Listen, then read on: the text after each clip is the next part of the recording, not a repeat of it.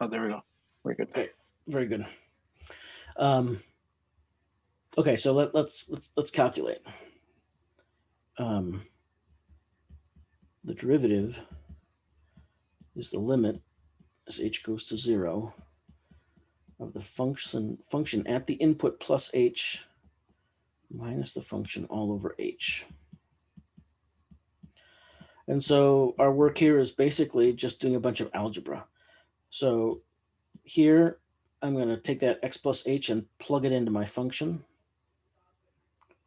So I get 3 times the quantity x plus h minus 8. And then I'm going to subtract the function, which is 3x minus 8.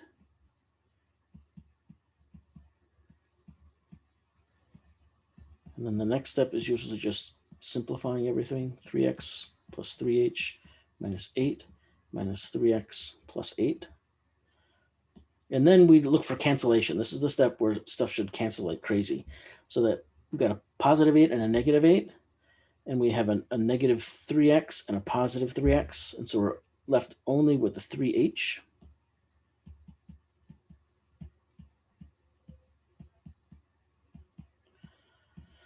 And then these h's cancel, and we always expect some sort of cancellation with that h in the denominator. So I'm left with the limit as h goes to 0 of 3, and that limit is 3. Okay. So I asked you to use what you know about the geometry of the graph of this function to come up with some idea of what you thought this should be. Well, the graph of this is a straight line, and the tangent lines to a straight line coincide with that straight line, and the slope of those tangent lines have the same slope, and the slope here is 3. So you should have kind of anticipated that the derivative was going to come out to be the constant function 3, which it was. Okay, and the calculation showed that. Okay, so that's an example. Let's state the differentiation rules.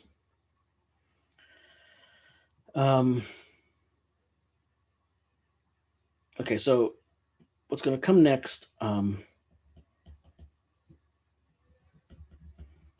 rules that have some names. I'm not going to write the names down in the theorem, but there's the constant multiple rule. There's the sum or difference rule. And these are going to look familiar. They're going to look familiar because they're going to look a lot like some limit laws.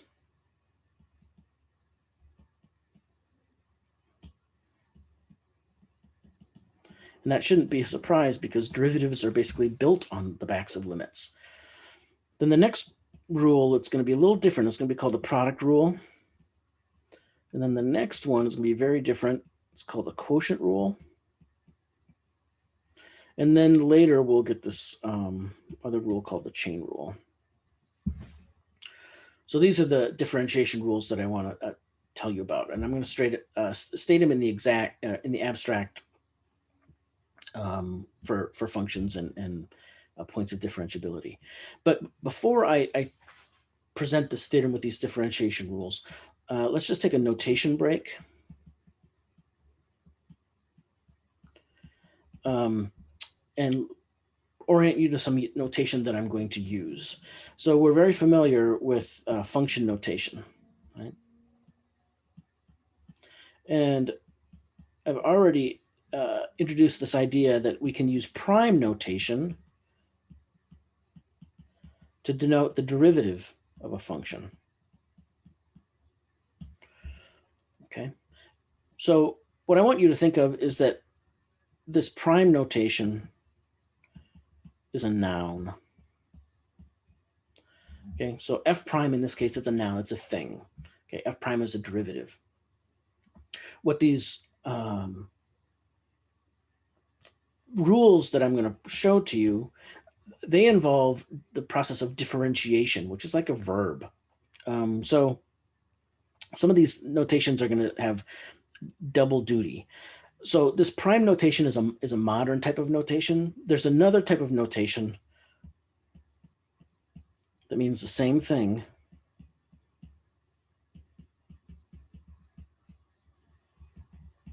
And it looks a little clumsy because you have to write a lot more. But this is called Leibniz notation for the derivative. Okay. And Leibniz invented this notation, and it's so good people still use it.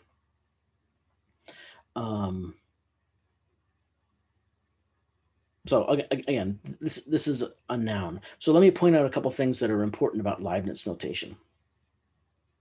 So when we write df dx at a point x naught, right, that means, here's the definition.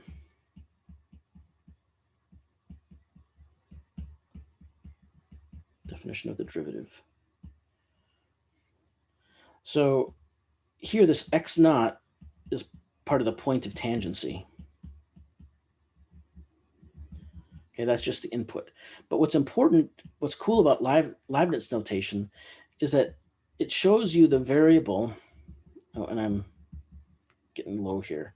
Let me do this a different way.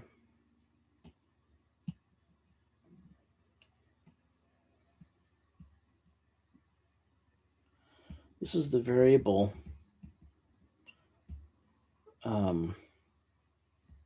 you're using to calculate the derivative.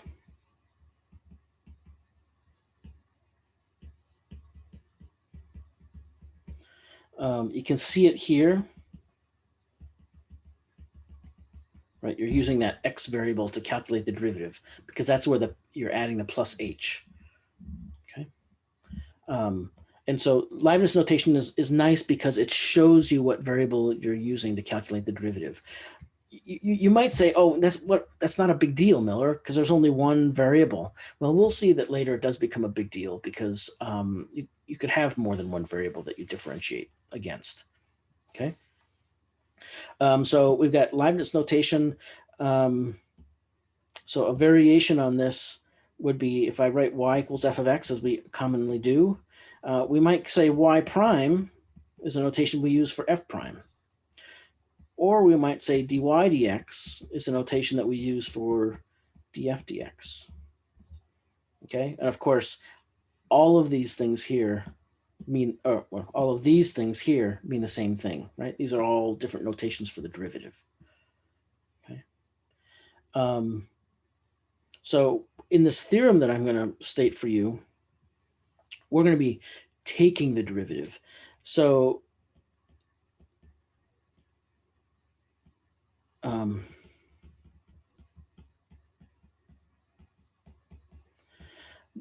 sometimes we use this symbol as a derivative operator. Okay. So you might say, this means take the derivative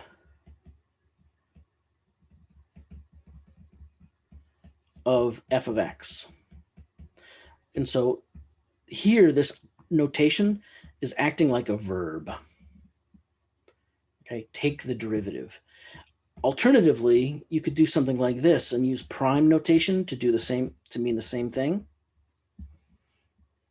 But in many ways, this Leibniz notation is very well suited for the idea of using differentiation as a verb. Okay. So in the theorem that I'm going to state for you, I'll use this prime notation. You'll see it's pretty easy for us to use this prime notation. But I wanted to draw your attention to this idea that we have a notation for taking the derivative, the process of differentiation. Let me write that down here.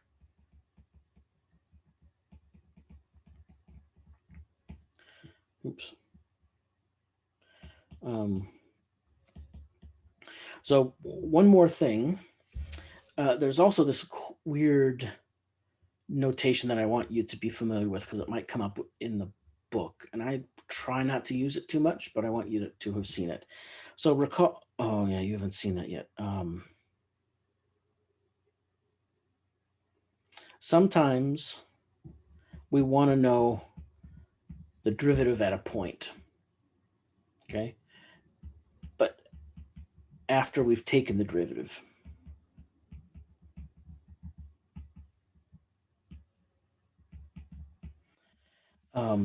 So it means that you want to be very clear about you're evaluating after taking the derivative. Okay. And sometimes that in a problem that can be not obvious that that's what you want to do. So here's the a symbol for the derivative of f. And when it's followed by a long vertical line with a number down at the bottom of it, that means this. Okay, it means take the derivative first and then plug it in.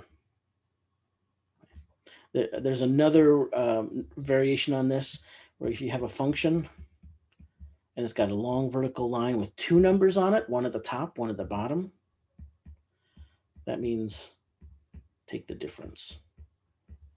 Okay, we'll see this. We'll use this at the end of the course. We're not going to see it right now. But this is the use of this vertical bar notation I want you to be familiar with. If you see it, don't freak out about it.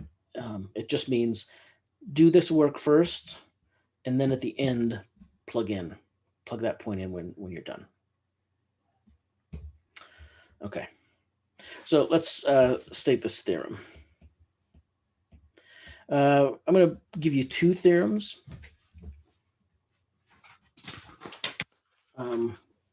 One theorem is this: a constant function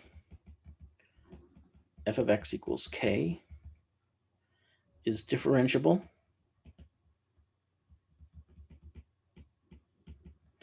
and its derivative is the zero function. It's zero everywhere. Okay. So this should make total sense to you from a geometric standpoint, because the constant function, its graph is a horizontal line. And if you look at the tangent lines at every point to that horizontal line, well, you can draw them first of all, so that tells you the function is differentiable, right? And you look at this, there's no points on it. The graph doesn't have any pointy places, so it's differentiable. It's continuous everywhere. But if you look at the tangent line at various points, the slopes of the tangent line are all going to be zero. So the graph of the tangent line is going to be the zero function. So this theorem is kind of obvious. So it should not surprise you. So let's just look at the proof. Just because something's obvious doesn't mean it doesn't require proof. In fact, sometimes when things are obvious, that's absolutely when they require proof. So the proof is simply an application of the definition. So we're going to write down the definition of the derivative. So I'm going to keep track of my reasons over here next to my next to what I write. So here I've got the definition of the derivative, and now I'm going to plug in my function. So I'll start doing the algebra. So f of x plus h, well, that's just k, and f of x, that's just k. So I get k minus k over h. And so my numerator here, k minus k, that's 0. So that's always 0. And then any number, or 0 divided by any number, any non-zero number, right? So over here, my h, it's not equal to 0. It's close to 0, but it's not equal to 0. So h, or 0 divided by h, is still going to be 0. And the limit of a constant is the constant. So there you go. My derivative function is the 0 function. That's the proof. Okay, easy as that. So anytime you see a constant function, you can use this theorem and say the function's derivative is 0. Okay, so here's the big theorem. So let's let k be a real number. Let's be a constant. Okay, and let's let f and g be functions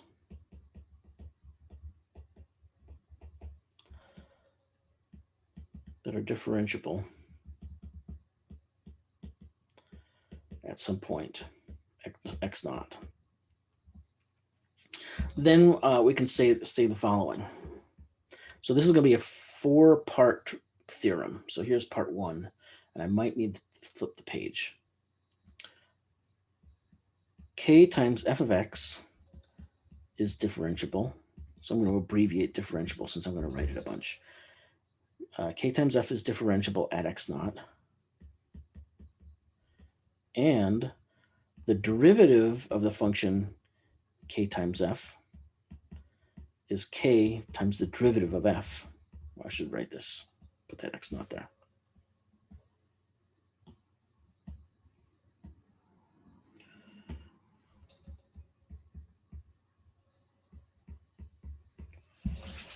Okay.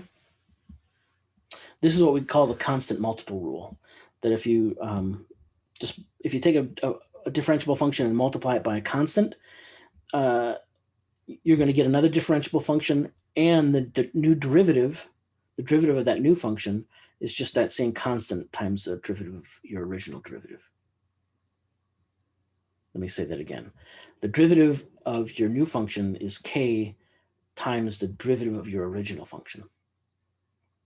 Notice what's happening here is that if you're thinking of differentiation here as a verb, so we're differentiating k times f, the constant multiple rule basically says you can take the constant out of the process of differentiating, right? I'm pulling k outside the process of differentiating here.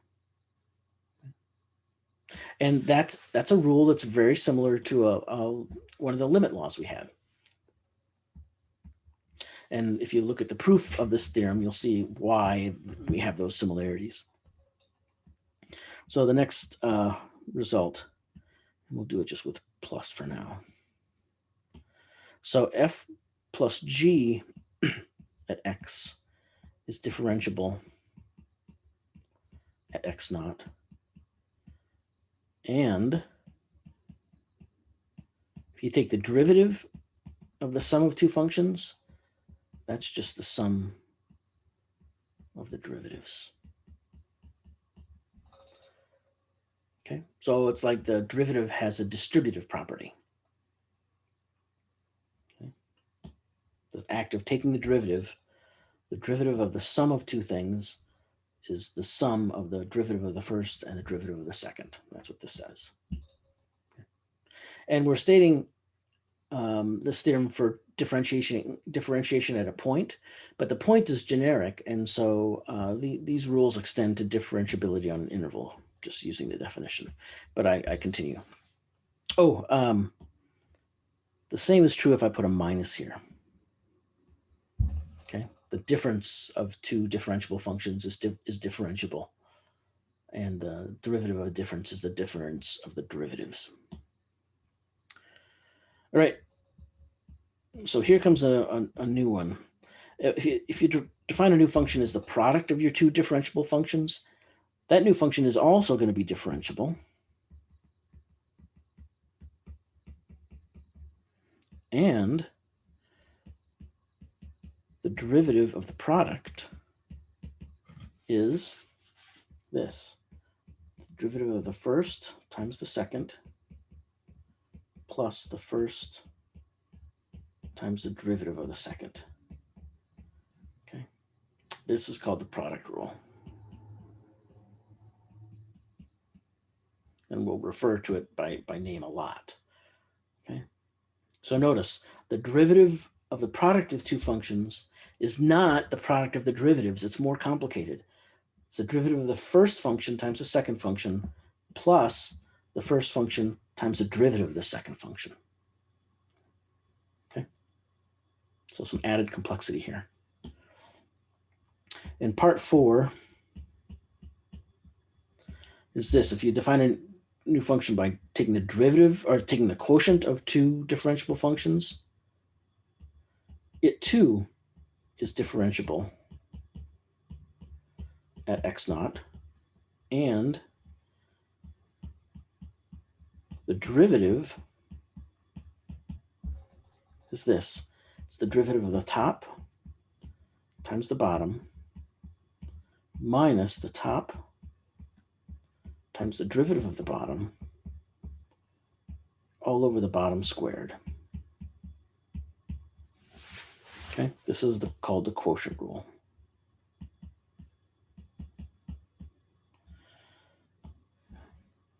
So like the product rule, differentiating takes a simple expression and makes it more complicated. Product rule, simple product, turns it into a product and a sum. The product rule is nice because, addition is commutative. So it doesn't matter if you write this as the first term in the sum or this as the first term in the sum. You're going to get the same thing. In the quotient rule, the danger is there's a minus sign here. So you have to remember that the first term is always the derivative of the numerator times the denominator. That's always the first term. If you get the order different, if you mess up the pattern, then the sign of your calculation is going to be wrong, right? When you have a positive derivative, your calculation is going to give you a negative derivative, and vice versa. So just be aware of that. We'll do a bunch of examples. Okay, any questions about this? I know you probably want to see it used, and that's when it'll become clearer.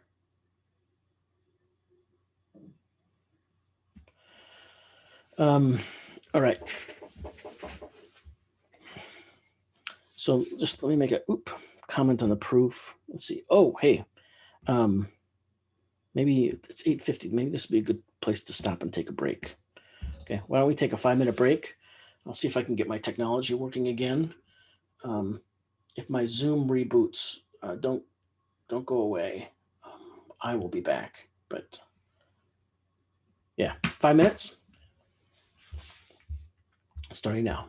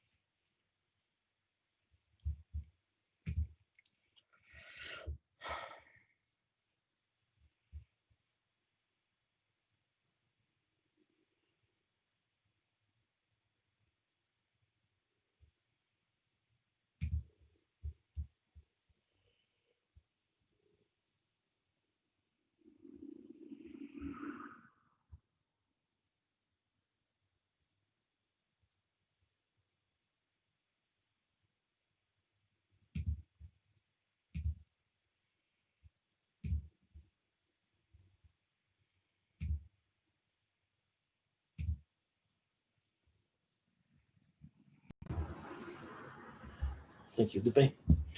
So the proof of these, oops.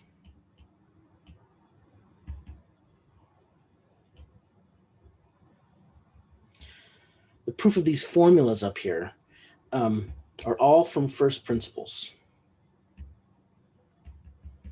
So I've used that phrase a couple times before. First principles, that means that the proof uses, they use the definition of the derivative.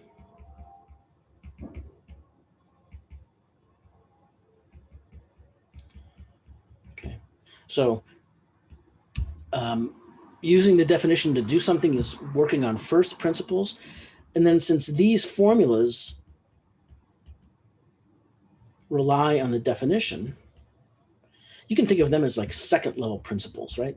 They're like 1 degree more sophisticated than the definition itself, but they all go back to the definition. All of these things rest on the definition. So what I'm going to do is I'm going to show you a proof of this first result, show you why it's true. I'll let you look in the textbook at the proof of this. And then I've got a screencast on the proof of these. And we can talk about that next time if you want. But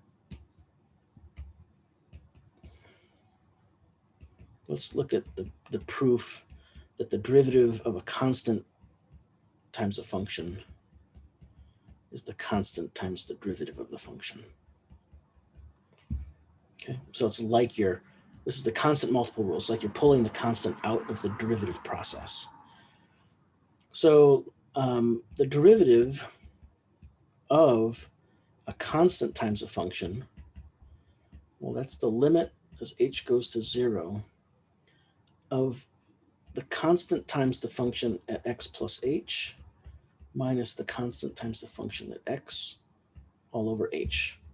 That's using the definition of the derivative applied to the function we're differentiating.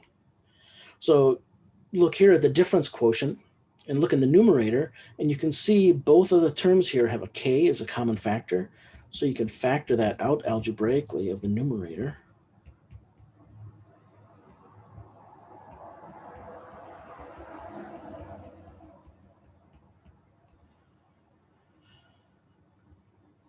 So you've got a constant here, and now you can use the constant multiple rule for limits. The constant multiple rule for limits tells you that if you're taking the limit of something and that limit exists, if you take a limit of a multiple of that thing, you can pull that multiple out. So that's what we do. We're going to take this k out in front of the limit like I did right here. Then we're left with this limit. And what I want you to notice, this limit is exactly the limit for the definition of the derivative. So this is exactly f prime of x. Or in Leibniz notation, df dx of x. Or if you like, it looks like that. And this is what we wanted to prove.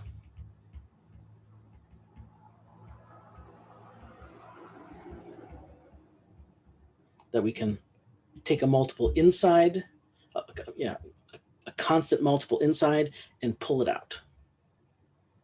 Okay, so that's the proof. And what I wanted to point out to you is that it uses, here we're using a limit law. And that's why the limit law has a constant multiple rule, and that's why we have got a constant multiple rule for derivatives.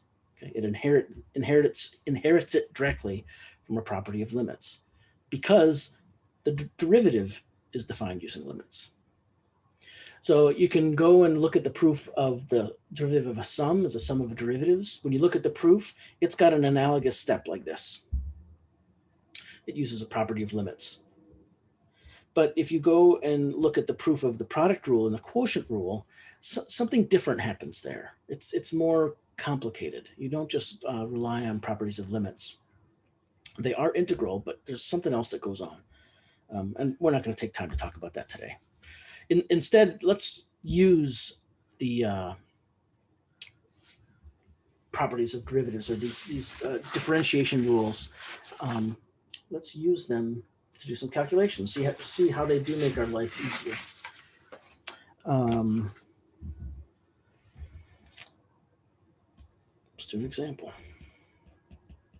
The example we started out with class with, I think it was like 3x minus 8. We calculated from first principles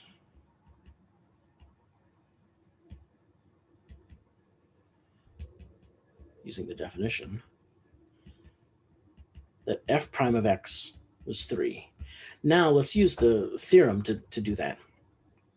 So f prime of x, that's the derivative of 3x minus 8. Now here, I've got the difference of two terms, and so I'm going to use the difference rule to say the derivative of this difference is the difference of the derivatives.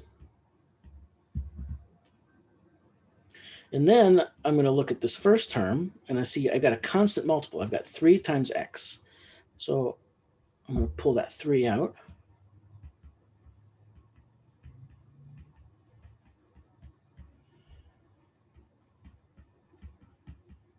Oh, but here, we know what the derivative of a constant is. I gave you that theorem. So this derivative here, we should have probably already done this already. It's 0.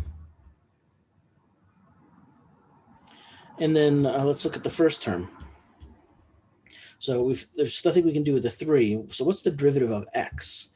Well, we also did an example earlier today. In fact, when we were doing this example and back with the Jamboard, you know, when you take the derivative of a line, a function whose graph is a line, so the derivative of a linear function, you just get the slope back. And so the slope here is 1. So this derivative should be 1. Oops, let me do that in black. So you get 3 times 1 minus 0, which is 3. Okay, so that checks out.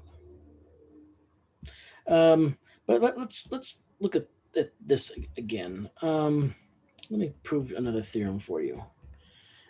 So this theorem says this: if n is a counting number,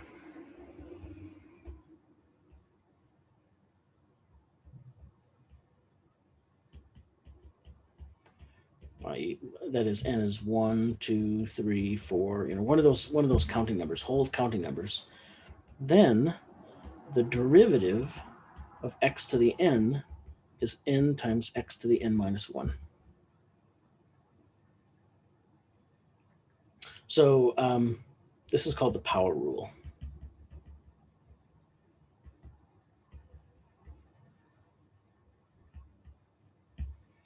Okay, the power rule for differentiation, and it's really pretty cool.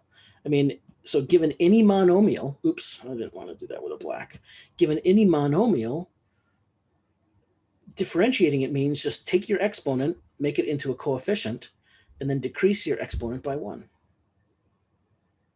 So a pretty cool formula. I'm going to show you why it's true here in a second. But just remember, all we know is that it's for these counting numbers. So let me show you the proof. Before I show you the proof, there's this thing called the binomial theorem. And it comes up in statistics. And it says this: let n be a counting number.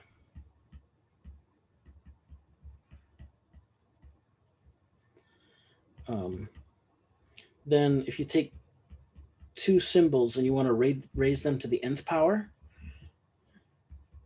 you could multiply it out, and what you're going to see is you get your first term is going to be x to the n. Then so after you reorganize everything in group-like terms, you get x to the n plus, you're going to get a bunch of terms, and then your last term you're going to get a y to the n.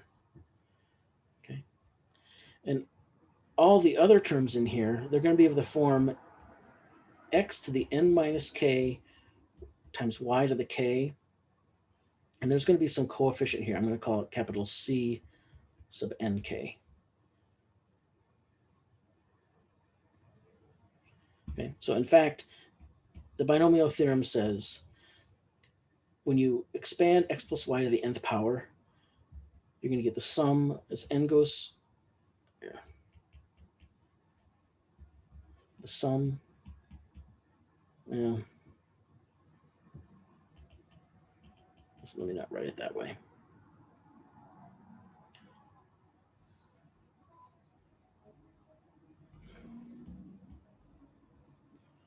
where c sub nk is this number called n factorial divided by k factorial divided by n minus k factorial.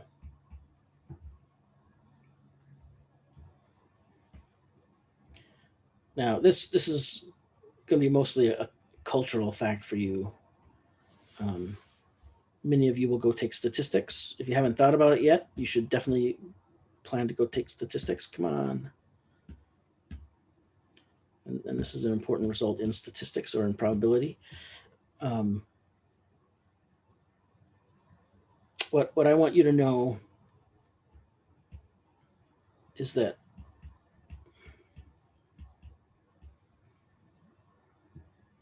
C in 1, C in 2. I'm going to write this out so you see the pattern. C in n minus 1 plus y to the n. So this is what you get when you multiply out this. So the pattern I want you to see is you've got an x to the n here, and then you've got all these other terms. Their exponents add up to n, and the last term you get is out here. And in fact, Cn comma 0 and Cn comma n, which would be your coefficient here and your coefficient here, they both equal 1. Okay, we got a coefficient of 1 here and a coefficient of 1 here. So we're going to use this binomial theorem. You don't need to know what these coefficients, the values are. We're going to use this binomial theorem to prove the product or the power rule. Okay. So let's do that.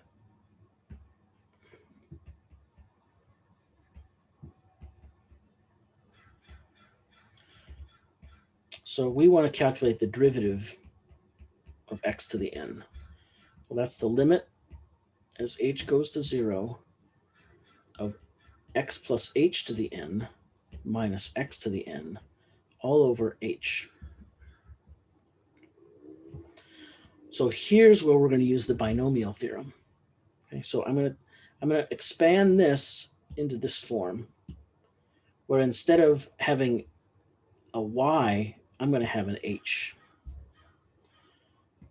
So I'm going to write this as the limit as h goes to 0 of 1 over h times,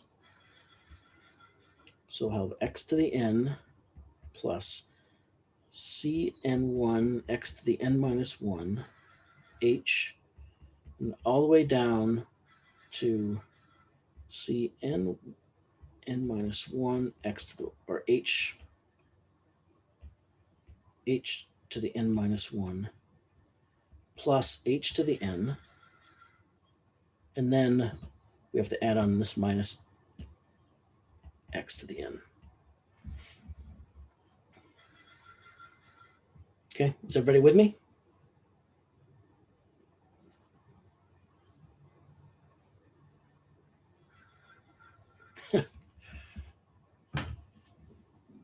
Thank you, Jet. So this is kind of complicated. There's lots of notation. Don't worry about the notation. There's a theorem. It tells us how to expand this, and I'm using that for this. Okay. And the theorem tells us how this pattern works out. What I'm interested in is the y's. Okay, so I'm interested in to see what happens to these h's. Because every time I calculate a derivative from first principles, I want to cancel that h here in the denominator. Okay, so I'm really interested to see what happens with these h's here. So when I multiply this out, the binomial theorem says I'm going to get x to the n plus something times x to the n minus 1 times h. There's an h right there. Right, that's a good. Plus a bunch of other stuff. All of this other stuff, they've got h's in them to higher and higher powers until you get to the very last term where you've got an h to the nth power. Okay, that's this. And then I add this in there. Right, so complicated expression for that. That's right here. Then I got to do this. And now what do you see? Now you see this is the opposite of that. And so these cancel. And we're left with all this other middle stuff from the binomial theorem. So I'm going to write this one more time. We get the limit as h goes to 0 of 1 over h times. So what are all these terms going to have in common? Well, you'll see they all have an h in them.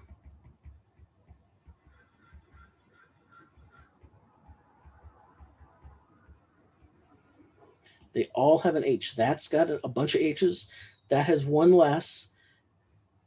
And each successive term has one less h in it until you get to the first term and there's one h. So you can factor all those out and they'll cancel with that one down there. Okay. And then I'm looking for the color. You end up with the limit as h goes to 0 of cn1 x to the n1 plus cn2 x to the n minus 2h. It keeps on going down. The h's get terms, each have an h in them. They get higher and higher powers. Okay, so all these terms have an h in them. This one does not.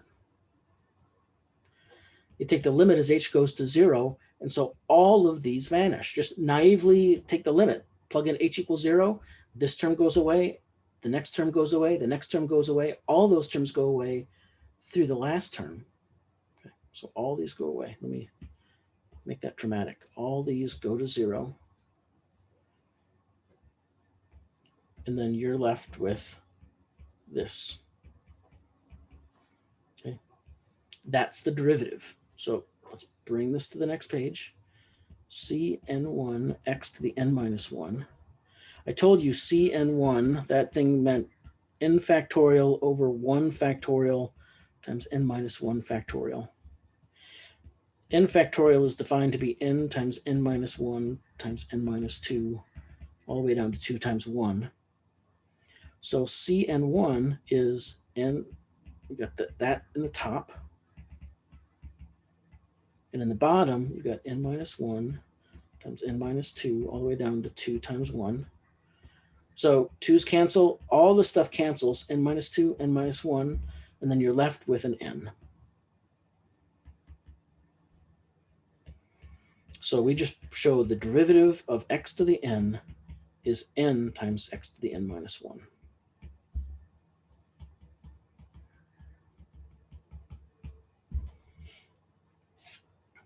Okay? That is, we've just proved this, the power rule. It's the most important rule in this whole class. All right, you need to know how to do this well. You need to know how to use the power rule. Okay? So memorize this theorem. Know what this means. Okay? Alexia asked, do we need to know the proofs for the quizzes? No. I will not ask you to prove something in the quizzes. Okay, so Jet, back to you. This is all pretty complicated. Okay, you don't need to know the proof, but this proof is kind of interesting. It uses this binomial theorem, which you know that you know. You've never seen it in this form. This is very complicated. This notation is very, very complicated, very messy. And I'll tell you where you've seen this before. Okay, but as long as you can follow the sense or the steps, it leads you to the result that we were shooting for. So Alexia, were you asking why does this equal 0? Yeah. Yeah, so it equals 0 because all of these terms out here have an h in them. And we're taking the limit as h goes to 0. So right? We're So taking the, that's naive. yeah, Yeah. Okay. you just do naive evaluation. Yeah. Okay. Thank you. Okay, you're welcome. Thank you for asking the question. Um, so where have you all seen the binomial theorem before? Well, Pascal's triangle. People recognize the phrase Pascal's triangle? Looks like this. It's got a 1 at the top, and then it's got 1, 1 in the second row. In the third row, its ends are 1 and 1, but there's a third element here, and it's the sum of these two. So you put a 2 there. And then for the fourth row, you put 1s on either end. And then you've got 2 blanks here. The fourth row has 4 entries. So the second and third entries, well, to get them, you add the numbers in the previous row that are adjacent. So here, 1 plus 2 is 3. And over here, 1 plus 2, or 2 plus 1 is 3. Then you do the same thing for the fifth row. Okay. So here we get 1, 4, 6, 4. So let's do the fifth row. I get 1, 5, 10, 10, 5, 1. And just because I want to look smart, I'll do the next row. Okay. So these numbers in Pascal's triangle are these CNKs. Okay.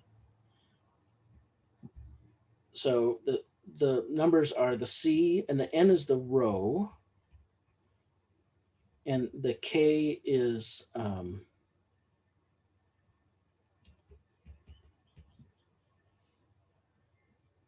the place in the row. And Pascal's triangle, you can use it to figure expressions for, like in this case, x plus y to the fourth. Nobody wants to multiply that out by hand, but you can look at Pascal's triangle and say, well, let's look at my powers to the fourth. Let's look at this row right here. These are the coefficients that I need to multiply this out. So this is x to the fourth plus 4x cubed y plus 6x squared y squared plus 4xy cubed plus y to the fourth. These numbers in Pascal's triangle are the coefficients of the terms in the expansion of this binomial when you write them in the proper order. Okay. And these coefficients are exactly the CNKs that we used here. So here you can see the CN1, that's the first entry of the nth row. Okay. Well, it's the second entry. So this is the 1 diagonal. So as you go down, these just increase by 1. And that's what this is saying. Okay. Yeah, so the place here starts at 0.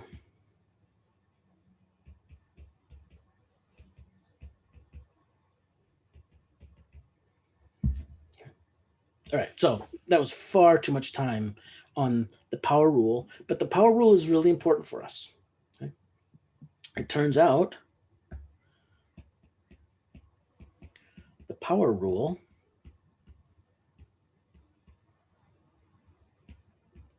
which is the derivative of x to the n equals x times n to the minus 1, works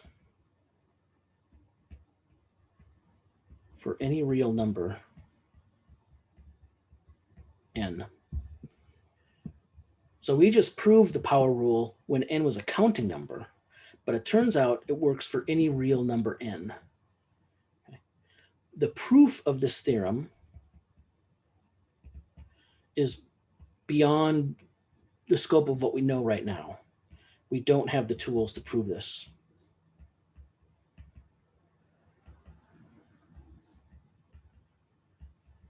Okay, we don't have the tools to prove this right now. We can't do it, but I want you to know it. I want you to be able to use it.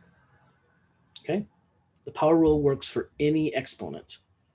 Okay, so for example, if I wanted to take the derivative of x to the pi power, well, that's pi times x to the pi minus 1.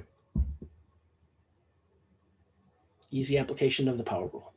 So you're welcome to use it, this more general version of the power rule, even though we can't prove it.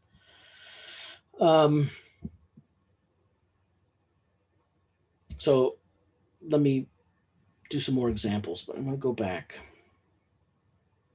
We did this example and checked it out that it agreed with what we had done from first principles. Then I gave you this theorem about the power rule. So between the power rule now and, actually, yeah. And these other rules, we can differentiate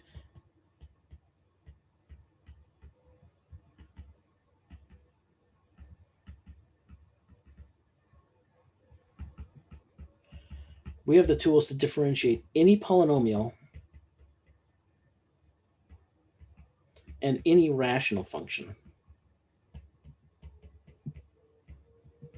Okay, so those are two families of functions that we can differentiate.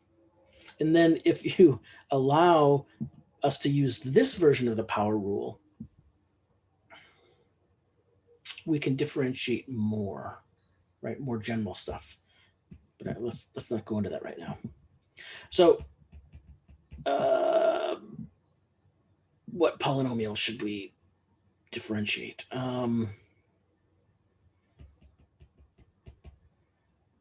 Let's say 5x squared minus 3x plus 12. Let's use the theorem to differentiate this. Well, f prime is the derivative of this. So I'm going to use the derivative operator. It's a nice verb. And so the first thing I notice is I've got the sum and difference of three different terms. And so I can say the derivative of a sum and difference is the sum and difference of the derivative. So I can distribute this derivative operator across all of these terms. So I've got the derivative of the first term minus the derivative of the second term plus the derivative of the third term. So that's the first thing I do. The second thing I do is I notice I'm taking the derivative of a constant here, and we know the derivative of a constant is 0. So we'll just note that right off the bat so we don't have to deal with it anymore. And then looking at this term, I can use the constant multiple rule and pull that 5 out in front. Likewise with the 3, I can pull that out there. And so I write this 5 times the derivative of x squared minus 3 times the derivative of x. And then now for each of these, I'm going to use the power rule. So I get 5 times 2 times x to the 1 power minus 3 times 1 times x to the 0 power. And so simplifying, I get 10x there. I get minus 3 times 1, right? Because x to the 0 power is 1. And then I'll just, last step, 10x minus 3. Okay, so we can differentiate any polynomial we want, and this process is how it would work for any polynomial. So the next example I'm going to do is a rational function, but let's do a little checking here. Let me pull up Wolfram Alpha. Could I ask a question really quick? You bet. For the 2x to the first power. So basically when you're doing powers, you take, so it was x squared originally. So you take the 2, you said you subtract it by 1. And Yep. then are you putting the power, whatever the power is in front of the x? Yeah. So you're talking about going from here to here, right? Yeah. Mm-hmm. So I'm using the power rule. Yeah. So when I'm differentiating x to the n, the rule is take the exponent, make it your coefficient, and then your new exponent is 1 less than your previous exponent. So you're subtracting 1 from it. So that basically sums up what you were doing before. But just like more, that was more extended. That was if you were doing multiple. So what I think I hear you saying is that I had all this garbage here, right? And Yeah. all this garbage gets kind of expressed in this one step, right? You use the Yes. word garbage. Garbage Yeah. is my term. And that's exactly right. All that garbage explained why we can do this here. And because I did all that garbage once, I never have to do it again. I just get to use this rule, right? So if I see an x squared, I want to differentiate it. I take the exponent, make it my new coefficient, and my new exponent is one less than my old exponent. Okay. Okay. And sorry, one more thing. Yeah. For the pi, for the other one, it says pi x to the pi minus 1. Mhm. Is the pi in front of the x because of that c or because of the constant rule that you take the constant out? So when I did this, Mm-hmm. I was demonstrating the use of this power rule. So if I want to differentiate Oh, x to the okay. pi, right? Differentiating this monomial, I take my exponent, I make it into the new coefficient, right? That's where this comes from. Yeah, Right? it's exactly what you just said about the other one. I think I Exactly. was getting confused because of the pi minus 1, but you're Yep. just doing that because you're not writing out the all of pi. I'm not I'm not writing Okay, out all thank that you. garbage. That Exactly. Right. that clears everything. Good. Yeah. Thank you. Okay. So you're welcome. Yeah. So it sounds like this looks like a simpler version of overusing like the difference quotient. So, fx plus h minus fx over h. So this looks like a more direct way to get to the same thing, kind of, sort of.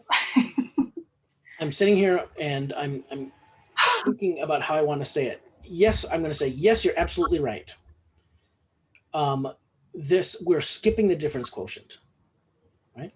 Okay. But what I want you to be aware of is like, so here from this step to this step, right? Yes. I'm distributing my derivatives. So why am I doing that? So I'm going to swipe back to the theorem statement.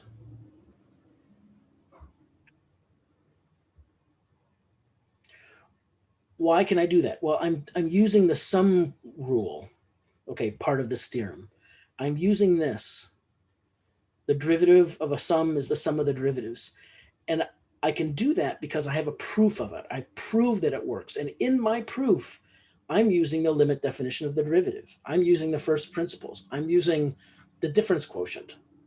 Right? Got So, it. Okay. so because I use that in this proof, that means that when I'm going and doing calculations going forward, like this, I don't have to trot out that limit definition anymore. I've got a theorem that kind of builds on that and gives me a new way to execute. Okay. Okay. So yes, a Thank lot you. of students who have had Calc 1 before and they go back and see the limit definition again, they think of this as a shortcut, but it's more than that. I mean, it makes our lives a little easier for computational purpose. I mean, a lot easier. That we're writing a lot less. But it's built on the back. It's built on the shoulders. It's standing on the shoulder. It's something that stands on the shoulders of the definition. It's just important to know there are those conceptual connections. So good question. Thank you. Yeah, so let me share with you Wolfram Alpha, and we're going to tell it to plot the function we just differentiated, 5 times x squared minus 3 times x plus 12, and what we computed the derivative to be, which is 10 times x minus 3 on minus 10 to 10.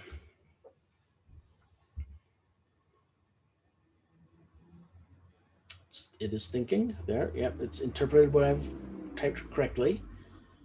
And there we go. So the blue is the original function, a nice quadratic polynomial, degree 2. The purple is what we think the derivative is. So I want you to look at this and say, does this look right? Does the purple line look like it's the derivative of the blue line? And so let's zoom in a little bit. This is zoomed out a little bit too far. Let's try to go from 3 to 3. See if this is any better. Yeah, so this is a little bit better. Does this look right? Well, if we were doing the Jamboard activity and you were to sketch the derivative of the blue function, the first thing you would do is you'd look for where the tangent line is horizontal, like right here. And sure enough, look, the derivative is 0 there. Right? At this point on the blue curve, the tangent line is horizontal, so it has slope 0. And yep, the purple or the red line agrees. Okay. And then look over here. So that point of tangency where the tangent line is horizontal, as you move to the right, you can see the tangent lines all have a positive slope and they're getting steeper and steeper and steeper. And sure enough, that's what this red graph is describing. Slopes of tangent lines that start at 0 and they get bigger and bigger and bigger in a positive way as you move to the right. So that's good. And then looking to the left, from this point, the tangent line has 0 slope. And then moving to the left, the tangent lines, they get steeper and steeper and steeper, but all have a negative slope. So they're getting big. They are becoming bigger negative numbers, the slopes. And that's exactly what my derivative is doing here. Negative numbers that are getting bigger and bigger and bigger in the negative direction. Okay. So I like it.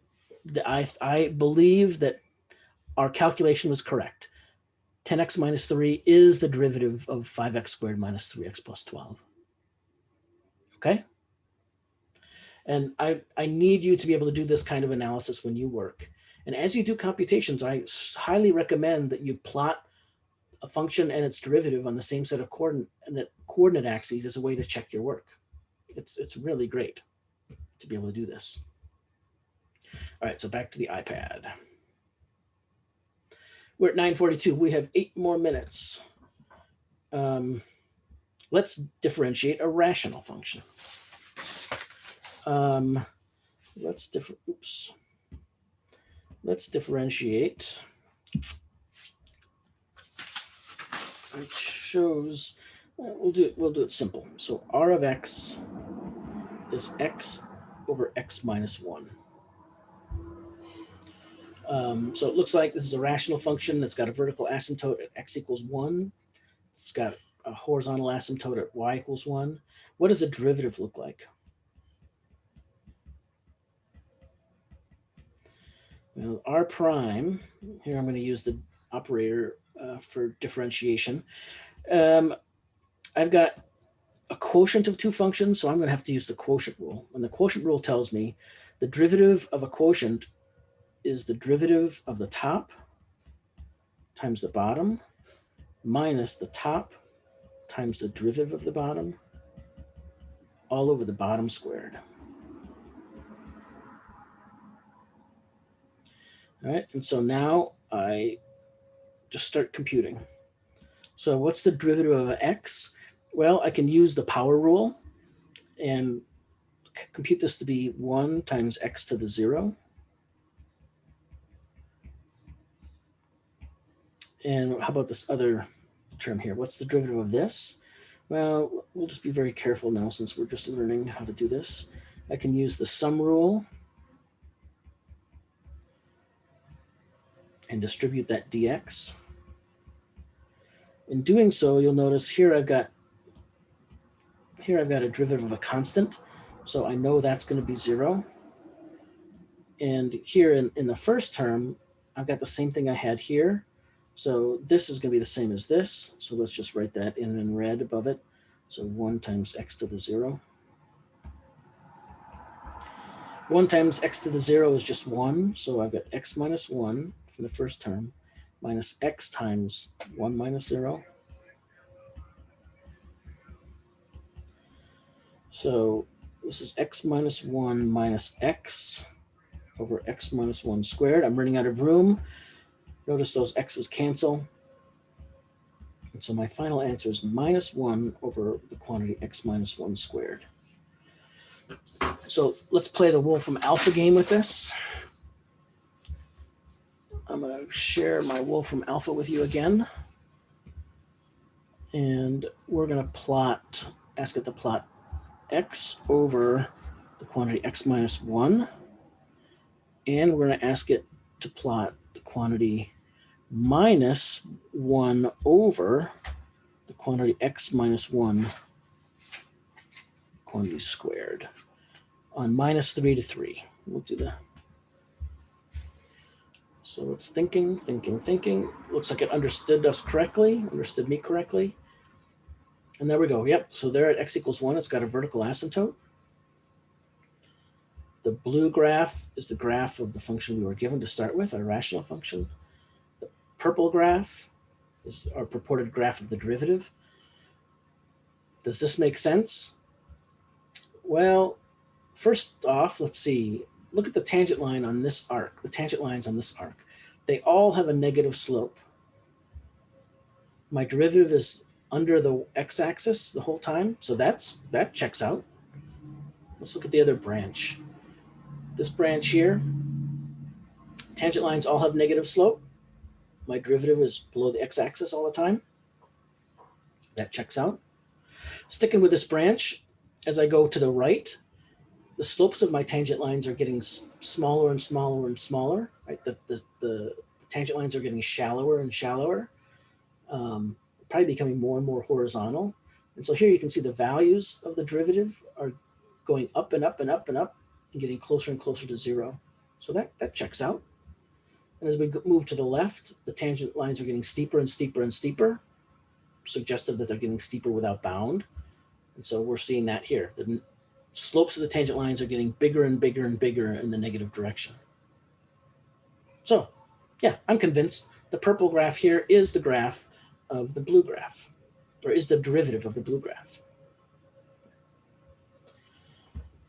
All right, so I'm going to go back to the iPad and let's just review what we did today. We saw some really important things, and I'm just going to go back and point them out. We learned the most important differentiation formula in the whole course. It's going to be this one, the power rule. And you can see in both of the examples that we did, this one and the rational function, we used the power rule several times. So you'll use this a lot. We saw the proof of the power rule for the case where n's a counting number. You don't have to worry about the proof. Okay, the proof is kind of pretty, but don't worry about the proof. But the most important thing that we did today is that we saw the statement of the theorem that gives us formulas for taking derivatives. The constant multiple rule, the sum rule, the product rule, and the quotient rule. These take practice. So practice these. Make up polynomial functions and differentiate them, and then check your work with Wolfram Alpha or Desmos or your favorite graphing utility. You have to get good at this. You have to practice this a lot. And be careful with the quotient rule. This minus sign is going to mess people up. It messed me up when I was learning this for the first time. It takes a little while to get used to it. And just to memorize the formula. Derivative of the product is the derivative of the first times the second plus the first times the derivative of the second. Memorize that statement. I've been saying that since I started learning calculus. It never changes. The derivative of f over g is the derivative of the top times the bottom minus the top times the derivative of the bottom, all over the bottom squared. Okay? Memorize those phrases, and it'll really make a difference. Okay, that's it for today. Watch for grade reports this afternoon. I think I figured out how I need to do it. Keep taking those learning target quiz. I've got some learning target quizzes to grade and to catch up on, and I probably need to post some more. Yeah, after today's lecture.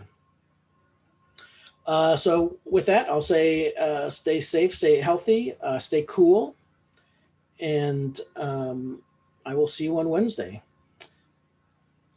And Ali added a question to chat. Do we need to turn in the Jamboard assignment? No, I've got the URLs for everybody's Jamboards. I'm just going to go take a look at them.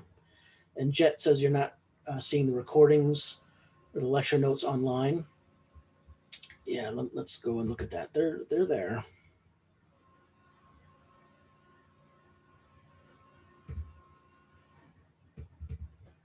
Let's see if we can find him. Oh, I don't want to do that. Ooh, yeah, maybe I do. So I'm going to share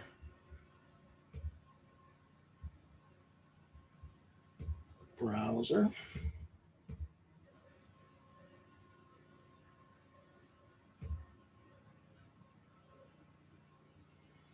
All right, Mason, follow along.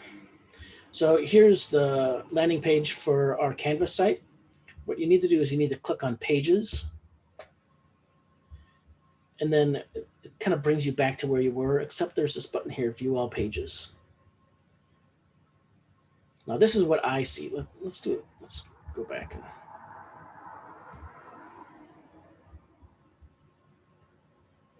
Student view. This is the way you see it. So you land here, click on Pages. Up at top, you see View All Pages, and you'll see a page like this. You need to go to Links to Course Material. Click on that. Oh, it looks like pretty squished, your screen. My screen is squished? Yeah. Oh, It's maybe still showing your browser. Yeah. It's just this. Maybe it's the student view. It looks like I need to add a couple more videos, but Jet, can you find this page, Brandon or Mason? Yeah. Yeah, I'm able to find it, but okay. Let me go. I need to add a couple more recordings and notes. So yeah, that's my mistake. I'll add those right after class here and before the next one begins. Okay. Perfect. Thank you so much. Okay, you bet. Is that good, Mason?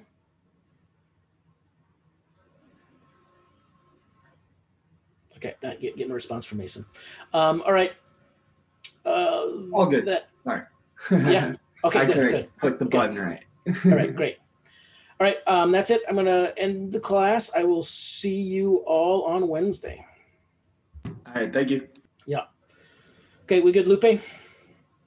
Okay. I'll see you Wednesday as well. Okay. Bye-bye.